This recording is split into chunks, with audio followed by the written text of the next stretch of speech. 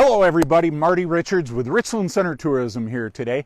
It is our Why Do We Call It That episode. And yes, I'm in downtown Yuba in Richland County, and barely in Richland County, but we're still in Richland County.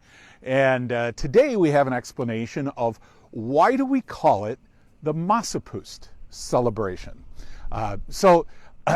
For many folks, they may not be at all aware, even in the area, because this is a very specific to Yuba and to the Czech upbringing type of celebration. So many of us are familiar with Carnival. We've heard of that in many areas. That goes way back to ancient Rome and ancient Greece, that many different areas of the world celebrate Carnival. Well, Carnival literally is the same as Masopust. So Masopust comes from the Moravian or Bohemian areas of Europe that used to celebrate at this time. It really, at one point, it was a celebration that ran from the beginning of Epiphany in January all the way to Ash Wednesday. Literally a 7-8 week celebration. Well, that's shortened up a little bit now. It's also gotten a little more enjoyable and maybe not as scary.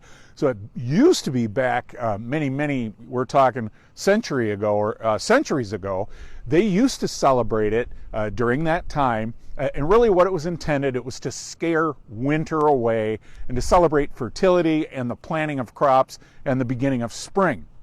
And so what they would do, they would actually wear masks. It was very familiar that they would wear masks, nice dresses or costumes. There was a lot of dancing and merriment with it. However, for a few years, it kind of got a little rough, and they did a lot with the masks of scaring children, scaring people with the idea of it was going to scare winter away, but just really honestly, it just scared people.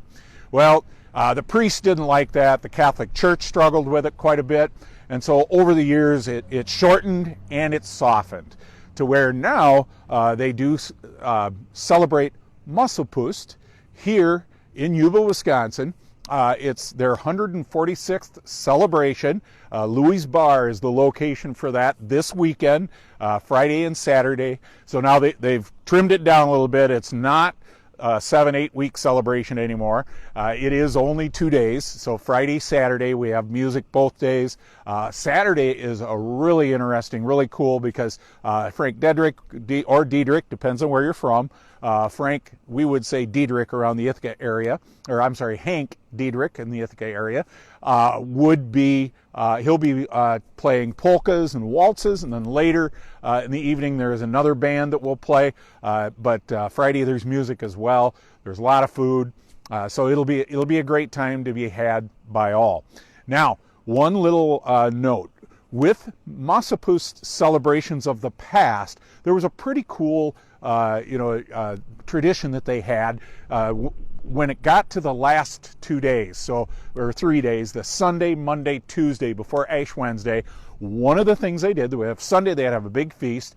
Monday then they would have a lot of dancing where they would, in groups, would go through the village, dance in front of people's homes. The people in the home would come out, offer a gift of food or beverage, and then if that was a farmer, he would have to come out and dance as well. And the saying was that the farmer who danced the highest or the longest would have the biggest wheat crop that year. So it was truly a celebration of the harvest. And then on the Tuesday, the last day, Masopust Veri was the name of that day instead of Fat Tuesday. It was Masopust Veri. And what they would do, they would have another little march, dance. They go down to the inn where they were celebrating at, much like at Louis here in Yuba.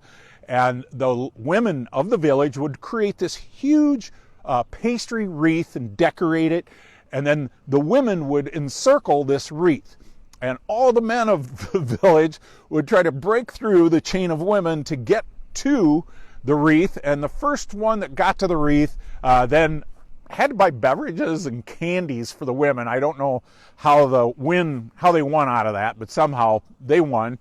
And then they would auction off pieces of the wreath to the rest of the village, and then they would use that money for good in the communities. So just a little bit of a tidbit of history of Masopust celebration. And just so you understand, Masopust actually means to go away or to be without meat.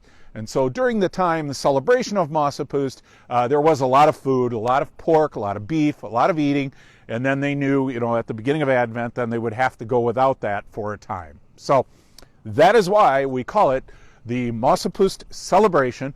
We hope that you have the ability to come on up this weekend, Friday and Saturday, a lot of fun here at Louis' Bar in Yuba. They're going to be celebrating the Masopust celebration, the 146th year of celebrating that here in Yuba.